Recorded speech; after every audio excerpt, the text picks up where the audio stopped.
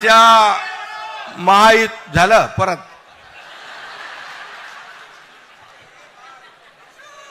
महायुतीच्या मेळाव्याला उपस्थित राज्याचे लोकप्रिय उपमुख्यमंत्री देवेंद्र फडणवीसजी, आमचे धडाडीचे उपमुख्यमंत्री अजितदादा पवारजी, केंद्रीय मंत्री पीयूष गोयलजी, केंद्रीय मंत्री प्रतापराव जाधवजी, राणेसाहेब, नीलमताई गोरे, नरहरी झिरवळ, छगन भुजबळ साहेब, राधाकृष्ण विखे पाटीलजी, दीपक केसरकरजी, मंगल प्रभात लोढाजी,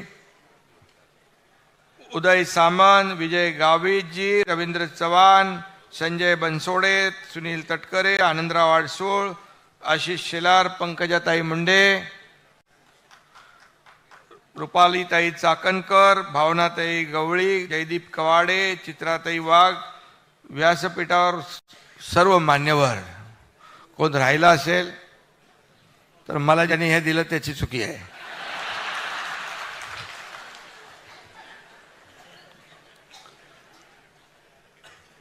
खरं म्हणजे आज खालचं पण सभागृह भरलंय, फर्स्ट सेकंड थर्ड सगळं भरलेलं आहे आणि बाहेरही आहेत. बाहर इससे ज्यादा आहे. अच्छा, बाहेर याच्यापेक्षा जास्ती आहे. स्क्रीन लावली आहे ना. पण अगदी शॉर्ट नोटीसवर एवढ्या मोठ्या संख्येने महायुतीचे कार्यकर्ते उपस्थित झाले त्याबद्दल मी आपल्या सगळ्यांचं मनापासून स्वागत करतो, मनापासून आपल्याला धन्यवाद देतो.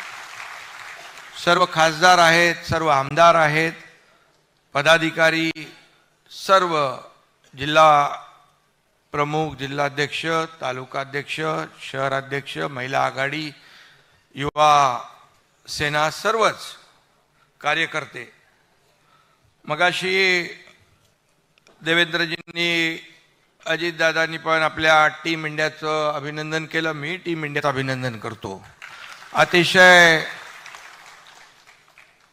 आपण काल त्यांचं विधान भवनामध्ये स्वागत केलं, अभिनंदन केलं आणि देवेंद्रजी म्हणाले की कधी काय कोण आउट होईल, कधी कोण सरकार बनवेल, काहीच पता नसतो. खरं म्हणजे त्यांनाही माहीत नव्हतं की महाविकास आघाडीचं सरकार स्थापन होईल, कारण लोकांनी, जनतेने कौल दिला होता महायुतीला.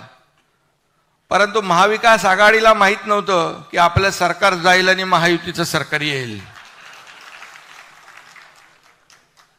त्यामुळे मी आपल्याला एक शेर ऐकवतो.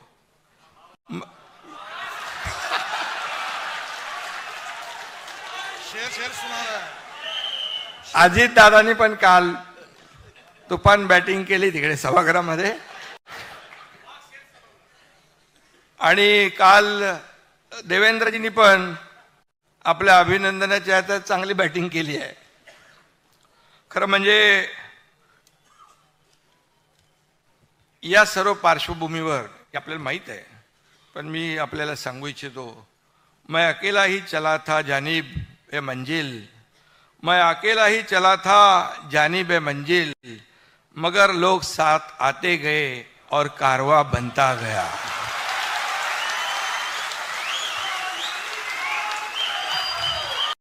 अरे अभी अपना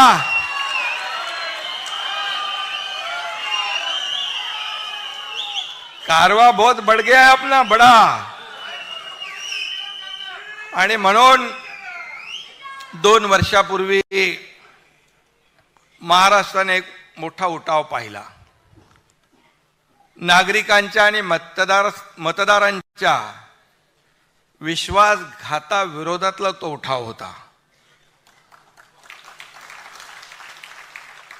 आणि बरोबर 2 वर्ष झाली त्याला. मी मगाशी म्हटलं त्याप्रमाणे आम्ही एक धाडसी निर्णय घेतला. जे लोकांच्या मनातलं सरकार पाहिजे होतं, महायुतीचं पाहिजे होतं, वैचारिक भूमिकेतलं पाहिजे होतं, बाळासाहेबांच्या विचारांचं पाहिजे होतं, ते सरकार स्थापन केलं. 50 लोक सोबत होते, 13 खासदार नंतर आले.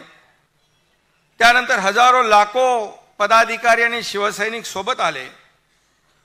मी या ठिकाणी सांगू इच्छितो, उपमुख्यमंत्री देवेंद्रजी यांची देखील मला भक्कम साथ लाभली, सहकार्य लाभलं.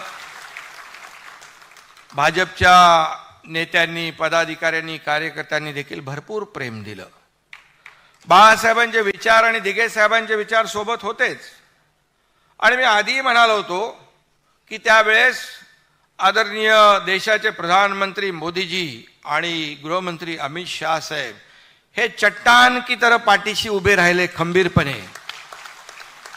आणि त्यानंतर गेल्या वर्षी अजितदादा सोबत आले आणि एक ताकद वाढत गेली. आज महायुतीने आपल्या महाराष्ट्राचं चित्र पालटलंय. सगळी कामं ठप्प होती. आपलं सरकार यायच्या अगोदर सगळीकडे स्पीड ब्रेकर टाकून ठेवले होते. याला स्टे, त्याला स्टे, कारशेड बंद, मेट्रो बंद, रस्ता बंद, समृद्धी बंद, कोस्टल बंद, अटल सेतू बंद. काय चालू होतं? सण उत्सव सगळे बंद.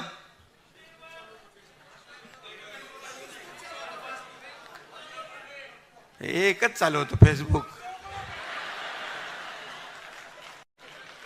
आणि वर्क फ्रॉम होम. ते जाऊ द्या, त्याच्यात मी जात नाही. आणि आपण आल्यानंतर खरं म्हणजे एक आनंदाचं वातावरण निर्माण झालं. पहिला गोविंदाचा सण होता, दहीहंडी होती. सगळे निर्बंध हटवून टाकले आम्ही. सगळे मुलं तरुण रस्त्यावर आले आणि आपला सण जोरदारपणे साजरा झाला. गणपती आले, जोरात झाले. नवरात्री आली, जोरात झाले. आणि गणपतीत पण कसले नियम बियम, बोले कसले पैसे घेताय, किती मिळणं दात करून पोट भरायचं काम बंद करा. सगळं निर्बंध हटवले. नवरात्री आली, दसरा, दिवाळी. आणि आपण एक पाहिलं की राज्यामध्ये एक समृद्धी, एक आनंदाचा माहोल तयार झाला. तोही विकासाबरोबर आवश्यक आहे, कारण ह्या आपली संस्कृती आहे, आपली परंपरा आहे या महाराष्ट्राची. ती कुठे बंद होता कामा नये. आणि म्हणून आम्ही सगळे निर्णय घेतले.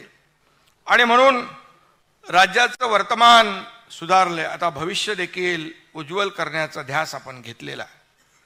ही वस्तुस्थिती आहे. तुम्ही सगळेजण इथे उपस्थित आहात. ही आमची, आपल्या सगळ्यांची, आपल्या सरकारची ताकद आहात. तुम्ही सर्व ताकद आहात. आणि म्हणून एकजूट ही महायुतीची जी आहे ही मजबूतीने आपण पुढे नेली पाहिजे. म्हणून अजितदादांनीही सांगितलं, देवेंद्रजींनी पण सांगितलं की या ठिकाणी आपण कशा प्रकारे आपण पुढे गेलं पाहिजे.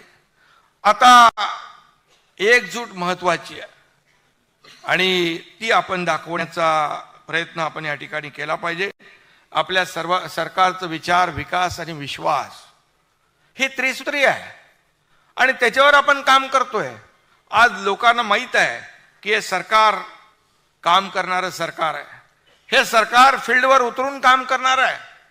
आता बघा, मी उशिरापर्यंत काम करतो, देवेंद्रजी उशिरापर्यंत काम करतात, अजितदादा सकाळी उठून लवकर चालू करतात काम.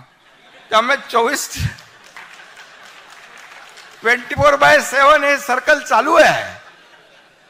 आता कधी तुम्ही मला रात्री 2, 3, 4 वाजता पण काम करताना पाहू शकता. काम चालू आहे, काम सुरू आहे आणि लोकांनी देखील मान्य केलंय ते हे सरकार काम करणार आहे. आणि प्रधानमंत्री महोदयांनी पण त्याच्यावर शिक्कामोर्तब केलेलं आहे. हे आपल्यासाठी मोठी बाब आहे, अभिमानाची, आनंदाची आहे. हे सरकार लोकांचं आहे. मी नेहमी काय सांगतो, हे सर्वसामान्यांचं सरकार आहे, गोर गरिबांचं आहे, शेतकऱ्यांचं आहे, कष्टकऱ्यांचं आहे, माझ्या माता भगिनींचं आहे, माझ्या बांधवांचं, युवकांचं आहे, ज्येष्ठांचं आहे, सगळ्यांचं, वारकऱ्यांचं आहे. आणि हे सरकार जसं आपण सर्वसामान्यांचं म्हणतो तसंच गेले 2 वर्ष जर आपण पाहिलं तर आमच्या कॅबिनेटमध्ये एकही असा कुठलाही निर्णय वैयक्तिक लाभाचा आम्ही घेतला नाही. एकही निर्णय जे निर्णय घेतले, सुरुवातीला तर मी आणि देवेंद्रजी दोघंच होतो, शपथ घेतली आणि कॅबिनेट घ्यायची असते, तोही निर्णय तुम्ही बघा, शेतकऱ्यांसाठीच आम्ही पहिला निर्णय पहिल्या कॅबिनेटमध्ये घेतला. त्यामुळे आम्हाला वैयक्तिक काहीच नाही आहे, आम्हाला एकच आहे, या राज्यातला सर्वसामान्य माणूस सुखी झाला पाहिजे. या राज्यातलं माझी माता भगिनी, माझा शेतकरी, कष्टकरी, त्याला चांगले दिवस आले पाहिजे, त्याच्या आयुष्यामध्ये बदल घडला पाहिजे. आणि म्हणून सोन्याचा चमचा घेऊन आम्ही जन्माला नाही आलो, परंतु या राज्यातल्या सर्वसामान्य माणसाच्या आयुष्याचं सोनं करण्याचं काम आम्ही नक्की करणार. आणि ते आम्ही प्रयत्न करतोय. 2 वर्ष कशी गेली कळली नाहीत, मोठा पल्ला गाठलाय. 2 वर्ष तसं बघायला गेला तर कमी कालावधी आहे. 2.5 वर्ष अगोदरची आणि 2 वर्ष ही जर तुलना तुम्ही केली तर सहज तुम्हाला कळेल की आम्ही कुठे किती निर्णय घेतले, काय निर्णय घेतले, कुणासाठी निर्णय घेतले, हे आपल्याला कळेल. आणि हेच निर्णय आपल्याला लोकांपर्यंत पोहोचवायचं आहे. किती विरोधकांनी आटापिटा केला, सरकार स्थापन झाल्यापासून सरकार पडेल, सरकार पडेल, सरकार पडेल. महिन्यात पडेल, 2 महिन्यात पडेल, पण सरकार काय पडलं नाही. पण सरकारची कामगिरी पाहून विरोधकांचे चेहरे मात्र पडले. आणि ज्या योजना आपण जाहीर केल्या कल्याणकारी परवाच्या दिवशी, त्या बघून तो विरोधकांचे चेहरे बघण्यासारखे होते, एकदम पांढरे फटाक झाले होते. काय करायचं, काय बोलायचं, काय टीका करायची हे सुचत नव्हतं त्यांना. त्यांना अनपेक्षित होतं, हे सगळं अपेक्षित नव्हतं. पण आम्ही तिघांनी ठरवलं होतं, एकदम मोठा बॉम्बनी, मोठं म्हणजे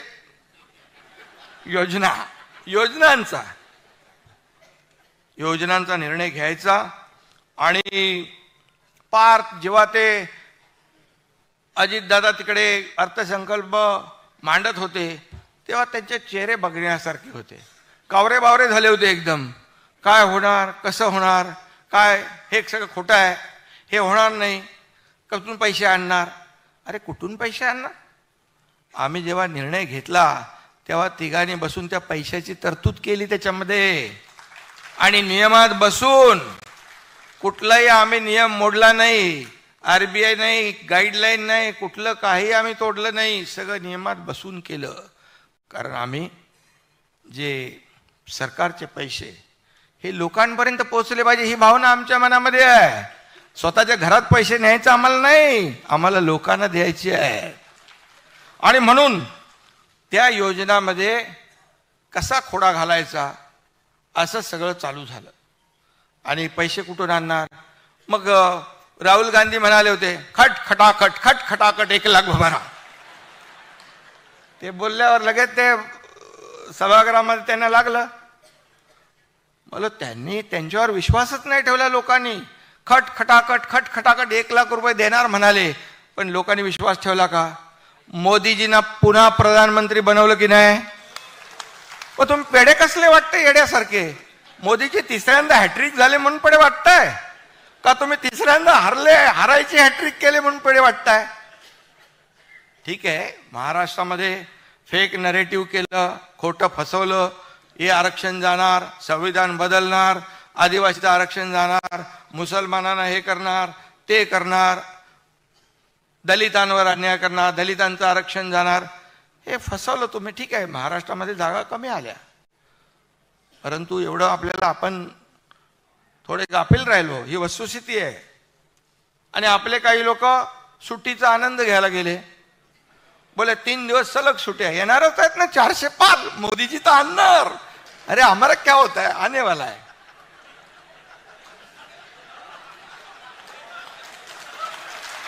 आणि तुम्ही सगळे राहिले एकदम गाफील.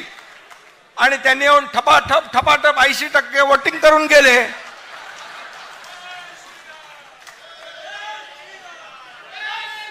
म्हणजे बघा, याच्यातून शिकण्यासारखं आहे. तुम्ही जर 80% नाही 60% मतदान केलं असतं तरी सुद्धा आपल्या 40 जागा आल्या असत्या.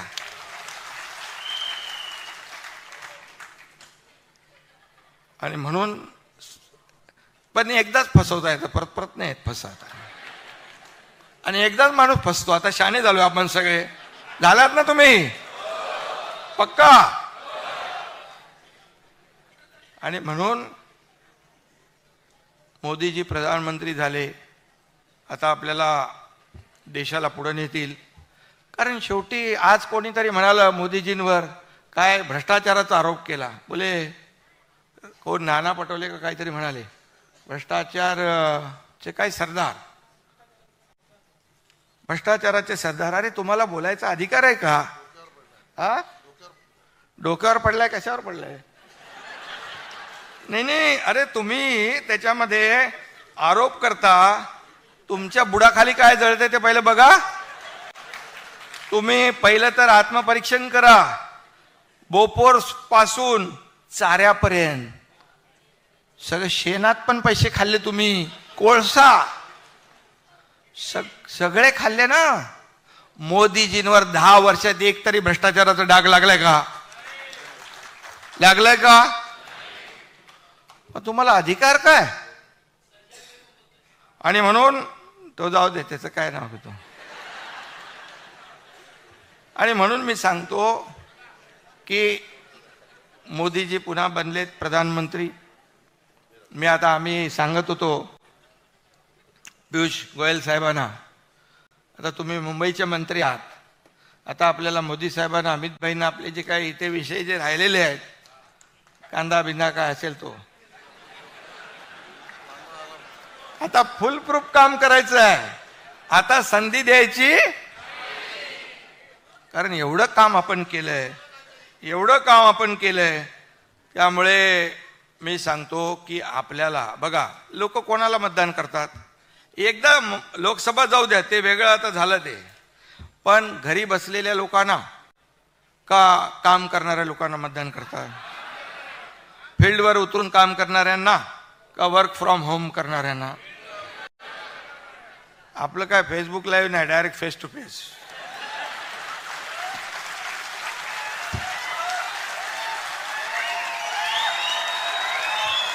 त्यामुळे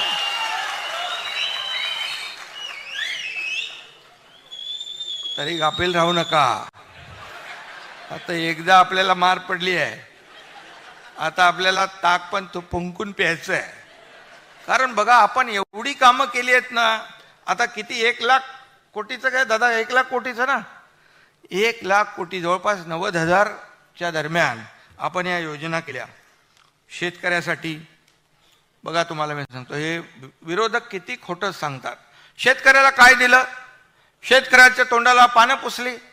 अरे आतापर्यंतच्या इतिहासात 2 वर्षामध्ये शेतकऱ्यांचा जो काही नुकसान भरपाई आहे, अवकाळी पाऊस आणि गारपीट, याच्यामध्ये अवकाळी आणि गारपीट याच्यात आपण 15,000 कोटी रुपये दिले. 15,000 कोटी. आपण NDRFचे निर्णय बदलले, दुप्पट केले. 2 हेक्टरचे 3 हेक्टर केले. सततच्या पावसामध्ये होणारं नुकसान मिळत नव्हतं, ते आपण द्यायला लागलो. गोगलगायीने केलेलं नुकसान कधी मिळत होतं? ते आपण द्यायला लागलो. आज 1 रुपयामध्ये पीक विमा योजना कधी मिळत होती? ती आपण सुरू केली. मोदी साहेबांनी 6,000 रुपये दिले वर्षाला, त्याच्यामध्ये 6,000 रुपये आणखी आपण भर टाकली. 12,000 रुपये शेतकऱ्याला वर्षाला चालू झाले आता आपल्याकडे. अशा योजना आपण केल्या. 45-50,000 कोटीच्या योजना केल्या. आणि महाविकास आघाडीने जे रेग्युलर कर्जफेड करणाऱ्याला 50,000 रुपये इन्सेंटिव्ह देणार म्हणून घोषणा केली. पैसे दिले का? पैसे आपल्या सरकारने दिले, आपण देतोय. आपण सुरू केले ते. म्हणजे ही घोषणा करायच्या आणि त्याची पूर्तता कुणी करायची? मग तुम्ही आमच्यावर कसं बोलू शकता? आणि म्हणून हे जे काय आज शेतकरी आपला अन्नदाता आहे, त्याला आता आपण दिलं. आज शेती पंपाला आपण वीज माफ करून टाकली.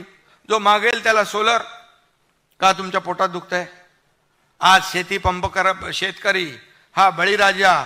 तुम्ही एवढ्या योजना जर यापूर्वी केल्या असत्या तर बळीराजावर आत्महत्या करायची पाळी आली नसती. याला जबाबदार कोण? काँग्रेसनी 50-60 वर्ष शेतकऱ्याला दुर्लक्षित केलं. पण या 2 वर्षामध्ये आम्ही ज्या योजना केल्या आणि देतोय, डायरेक्ट त्यांच्या खात्यामध्ये पैसे जात आहेत. देवेंद्रजी जेव्हा मुख्यमंत्री होते तेव्हा जलयुक्त शिवार योजना केली, शेतकऱ्यांना वरदान ठरणारी. सरकार बदलल्यावर लगेच त्याची इन्क्वायरी लावली, चालू केले, बोले रद्द करा. अरे शेतकऱ्याच्या हिताची योजना तुम्ही बंद करताय. आपलं सरकार आल्यानंतर पहिलं आपण जलयुक्त शिवार योजना सुरू केली शेतकऱ्यांसाठी. ह्या अशा शेतकऱ्यांसाठी केलेल्या योजना, आणि आता देखील आपण त्यांना जो दिलासा दिलेला आहे तो दिलासा देखील आज सिंचन, अजितदादा पण होते अगोदर, मी होतो, आणि 4च मला वाटतं सुधारित आपण मागच्या महाविकास आघाडीमध्ये दिले होते. 4 योजनांना सुप्रमा सुधारित प्रशासकीय मान्यता. आपल्या सरकारने जवळपास 130 सिंचन प्रकल्पांना मान्यता दिली आणि 13 लाख हेक्टर जमीन आता ओलिताखाली येणार आहे. 13 लाख. याला पण हिंमत लागते निर्णय घ्यायला. आणि म्हणून मोठ्या प्रमाणावर आपण शेतकरी बांधवांना त्याच्यात फायदा देतोय. आणि शेतकरी बांधव जो आहे, काय शेतकऱ्याचं दुःख कोणाला कळणार? आपल्यालाच कळणार. मी गावाला गेलो की बोले हेलिकॉप्टरने जाऊन शेती करतो. अरे काय गाडी चालवत जाऊ 8 तास 10 तास? 8-10 तासात मी तर 10,000 फाईल सह्या करेन.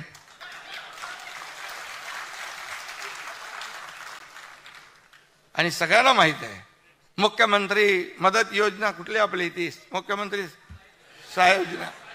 अरे तुम्ही 2 कोटी फक्त दिले. या एकनाथ शिंदेने 250 कोटी रुपये दिले मुख्यमंत्री सहाय्यतेने. आपल्याला माहिती पाहिजे म्हणून मी सांगतो. बघा एकच आहे, मी आरोपाला उत्तर कामातून देतो. आरोप कितीही करा, पण आम्हाला तुम्ही विचलित करू शकत नाही. आमचा फोकस जो आहे कामावर आहे. पण हे काय जे झालंय घडलंय ते तुम्हाला कळलं पाहिजे म्हणून सांगतोय मी.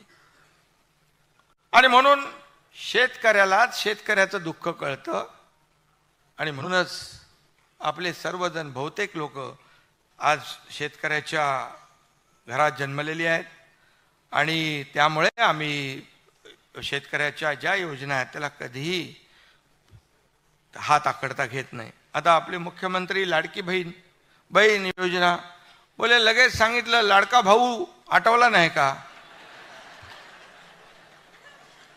आता लाडका भावाला पण आपण दिलाय ना 10 लाख भाऊ आपले, त्यांना आपण 10,000 पर्यंत स्टायपंड महिन्याला. कधी झाली होती योजना? बेरोजगार जे सुशिक्षित बेरोजगार, आता तिथं या लाडकी बहिणींच्या मुळे ती लपून गेली योजना. ती आता बाहेर आपल्याला नीट व्यवस्थित पोचवायला लागेल. तर भावांच्या बद्दल प्रेम कधी असू शकतं? कसं असू शकतं? भावाच्या बद्दल जाऊ द्या, मी बोलत नाही. आणि म्हणून कुणी बोलावं. आज आपण 2.5 कोटी आपल्या भगिनींना, मी आपल्याला सांगतो 2.5 कोटी म्हणजे आकडा मोठा आहे. मगाशी देवेंद्रजींनी सांगितलं, अजितदादांनी सांगितलं की कशी आम्ही सोपी करतोय. आता त्यांना असं वाटतंय की ही योजना होऊच नये. आता मला सांगा, पहिले तो विरोध केला आणि मगाशी देवेंद्रजी पण म्हणाले की बाबा ते पण आता सगळीकडे फिरायला लागले. मुंबईतल्या शाखांवर आपल्या नाही बोर्ड लागलेत, मुख्यमंत्री माझी लाडकी बहीण योजना.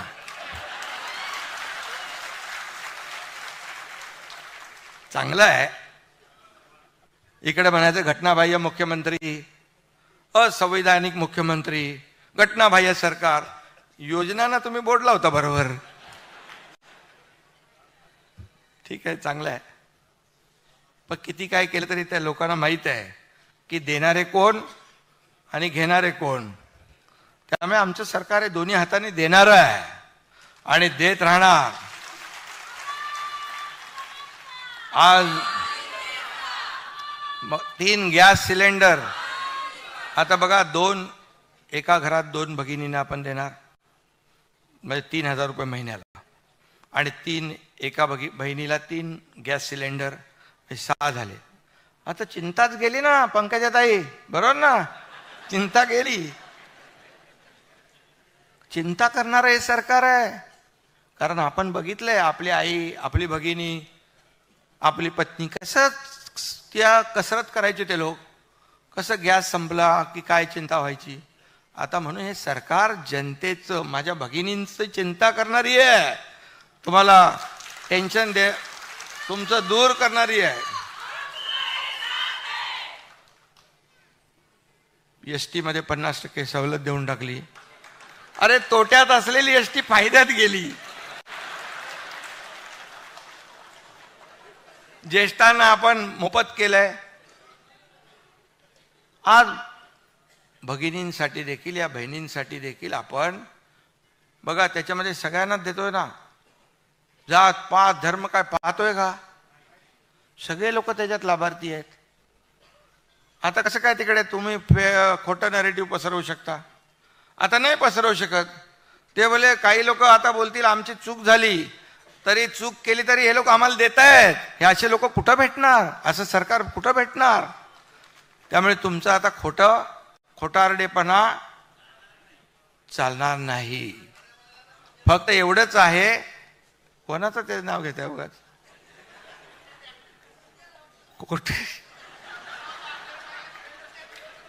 खोटा बोला पण रेटून बोला, हे आता चालणार. पण तुमचं काम आहे की हे सगळं तुम्ही पोचवलं पाहिजे. मगाशी भगिनींबद्दल देवेंद्रजी पण बोलले, ते काय सख्खे भाऊ इकडे आहेत, सावत्र भाऊ तिकडे आहेत. सावत्र भाऊ पण आता क्रेडिट घ्यायला लागलेत, आम्हीच देतोय. सगळ्या आमच्या बहिणी हुशार आहेत. त्यांना माहिती आहे कुठला भाऊ देणार आहे आणि कोण देणार आहे आणि कोण देतोय. त्यामुळे याच्यामध्ये अगदी सोपं, जसं देवेंद्रजी म्हणाले तसं आपण सोपं करू, सेल्फ डिक्लेरेशन करू आणि त्याच्यामध्ये फटाफट, खटाखट नाही पटापट त्यांच्या खात्यात जाऊ दे. गरिबी हटाओ, गरिबी हटाओ. काँग्रेस किती वर्ष बोललं, गरिबी हटली का? गरीब हटला, गरिबी नाही हटली. पण मोदीजींनी पटापट 25 कोटी लोकांना गरिबीच्या वर आणलं की नाही? आता बघा, राजीव गांधीच एकदा बोलले होते, केंद्रातून 1 रुपया आला की शेवटच्या माणसापर्यंत 15 पैसे पोचतात. 15 पैसे म्हणजे मधले 85 पैसे कुठे जातात? हे कोण बोललं? राजीव गांधी बोलले. आता जर ते सरकार असतं तर हे 1500 रुपये आपण थेट देतोय डायरेक्ट, म्हणजे 3000 रुपये महिन्याला, 18,000 रुपये, 18 दुने 36,000 रुपये एका घरात, हे डायरेक्ट. आता दुसरं सरकार असतं तर किती? 15%च गेले असते.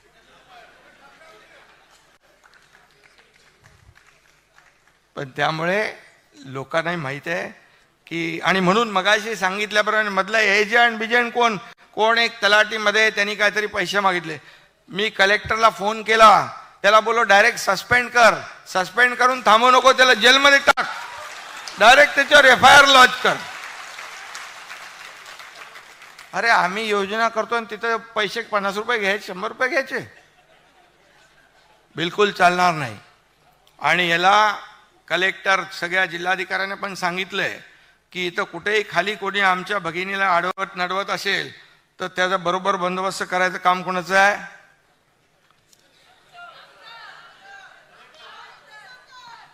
नाही, तुम्हाला पण कोण भेटला असं तर त्याचं आपल्या पद्धतीने करायचं. ते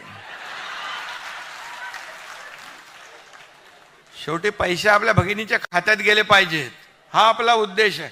आता बघा, 3 पक्ष 4 पक्ष आपलं महायुतीत आहेत. उद्देश आपला काय? आपल्या लाडक्या बहिणीच्या खात्यात पैसे पोचवणे.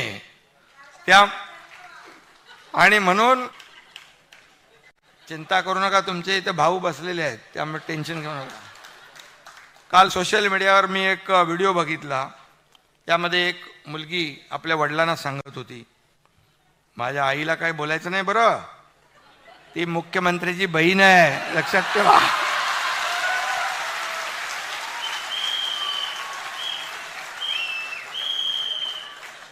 त्यामुळे आता विरोधकांनी देखील समजून जावं. आज एक माहोल बनलाय, चांगलं वातावरण झालंय. बघा, तुम्हाला पण थोडंसं नैराश्य आलं होतं लोकसभेनंतर, पण केलं की नाही करामत आम्ही लोकांनी? जादू केली की नाही? आता हे पोचवायचं आहे लोकांपर्यंत, घराघरामध्ये. हे काम तुमचं आहे. ही योजना जी आपण ज्या योजना केल्या, मुख्यमंत्री लाडकी बहीण, मुख्यमंत्री अन्नपूर्णा योजना 3 सिलेंडरची, दुसरं आपण शेती पंपाचं वीज बिल माफ केलं ती, त्याचबरोबर मुलींचं शिक्षण आपण 50% होतं ते 100% पूर्णपणे फी भरण्याचं उच्च शिक्षण. मी तुम्हाला सांगतो एक गोष्ट, मला 12:30 वाजता कळलं की एक मुलगी, त्या मुलीने आत्महत्या केली. का? 50% सरकार भरत होतं, 50% तिच्या वडिलांना देखील भरायची ऐपत नव्हती, त्यामुळे तिने आत्महत्या केली. मी 1:45 वाजता चंद्रकांत पाटलांना फोन केला. रात्री चंद्रकांत पाटलांनी फोन उचलला. मी त्यांना 1:45 वाजता सांगितलं, असं असं झालेलं आहे, तुम्ही ह्याच्यावर वर्कआउट करा आणि किती पैसे लागतात त्याला पूर्ण 100% माफ करण्यासाठी. आणि आपल्या सरकारने ते 100% मुलींचं शिक्षण मोफत केलेलं आहे. हे पहिलं राज्य आहे. आणि त्यामुळे आपण सगळं जे आहे याच्यामध्ये मुलींचं शिक्षण, आता मुलांना आपण 50% देतोय. मुलांना आता आपण 10,000 रुपयापर्यंत ती आपण अप्रेंटिसशिपचे देतोय. आज वारकरी संप्रदाय जो आहे, पंढरीचा वारी चालल्यात, त्याच्यामध्ये आपण सांगितलं की पहिल्यांदा प्रत्येक दिंडीला 20,000 रुपये एक आपण अनुदान दिलं. लगेच पोटात दुखायला लागलं. बोले हे काय वारकऱ्यांना? अरे ते समाज प्रबोधनाचं काम करतात, दिंडीमध्ये पर्यावरण हे ते विषय घेऊन जातात. आणि वारकरी हा या राज्याचा एक प्रमुख घटक आहे. तुम्ही तर दिलं नाही, पण तुम्ही त्यांच्यावर टीका करायला लागले, सरकारवर टीका करायला लागले. वारकरी बरोबर निवडणुकीत तुमच्यावर करतील काय?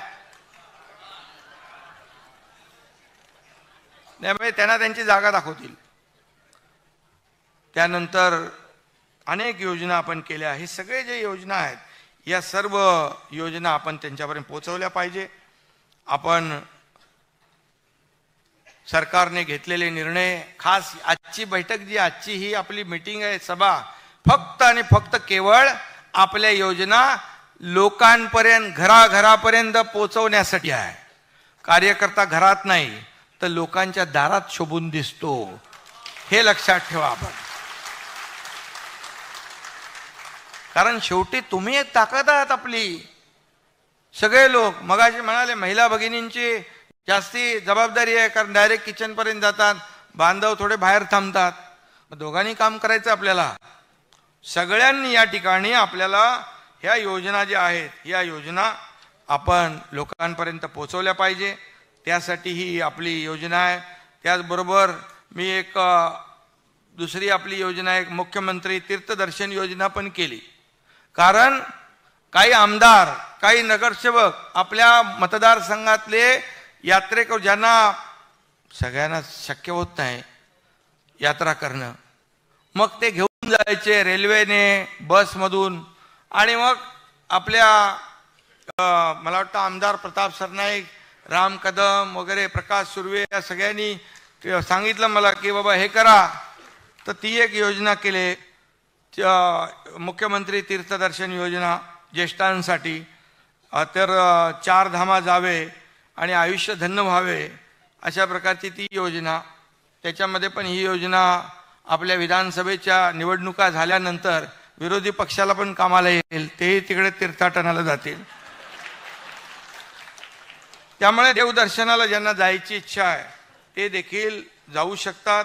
आणि खऱ्या अर्थाने मी सगळ्या योजनांच्या अगोदर आपल्या दोन्ही उपमुख्यमंत्र्यांनी माहिती दिलेली आहे. मी फक्त एवढंच आपल्याला सांगतो की अटीतटीची जी काही आपली सर्वसामान्यांना चांगले दिवस आणणे, त्यांच्या आयुष्यामध्ये बदल घडवणे, त्यांना त्यांचं जीवन सुखकर करणे, यासाठी आपला हा प्रयत्न आहे. त्यामुळे ही जी लढाई आहे या फेक नरेटिव्हवर मागच्या वेळेस त्यांनी काही प्रमाणामध्ये यश मिळवलंय, परंतु तुम्ही आता जागृत आहात. या सर्व याला ताबडतोब तिथल्या तिथे उत्तर द्यायचं आहे. हे खोटं आहे, हे खरं आहे. ही जबाबदारी कार्यकर्त्यांची आहे आणि ती आपण पार पाडली पाहिजे. आणि ही जर पार पाडली तरच मग आपण त्यांचे मनसुबे जे आहेत ते धुळीस मिळवू शकतो. त्यांना आपण मगाशी सांगितलं की आपण फक्त किती 20 लाख मतं मिळवली तर आपण किती 220 लाख मतं आपल्याला भारी आहेत का? आता बघा मी तुम्हाला उदाहरण सांगतो. आम्ही ते उबाटा आणि आम्ही समोर समोर 13 जागा लढलो. 7 जागा पण जिंकलो. धनुष्यबाण 7 जागा आणि 2 लाख मुंबईमध्ये आपण त्यांच्यापेक्षा जास्ती मतं घेतलेली आहेत.